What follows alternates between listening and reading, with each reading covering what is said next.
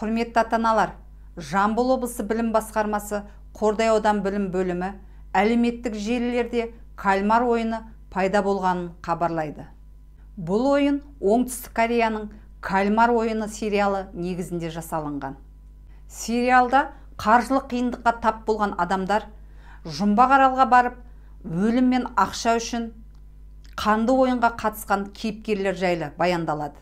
Қазіргі таңда мектеп оқушылары осы сериалдағы өлімге толы ойын сауықтарға еліктеуде. WhatsApp қосымшасында ойын ойнауды немесе белгісіз адамдар қоңырау шалып, кальмар ойын ойнауды ұсынады, немесе хабарламалар жібереді.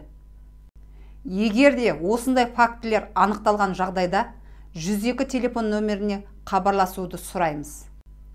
Құрметті ата-аналар, сіздерден балаларды осы ойын мен сериалды көруден шектеп, балаға ойын мен манипуляция арасындағы айырмашылықты түсіндірулеріңізді сұранамыз. Сіздермен болған номері 28 Шоқан Уәлиханов атындағы орта мектептің директор тәрбиесі жөніндегі орынбасары Жанар Шералиева.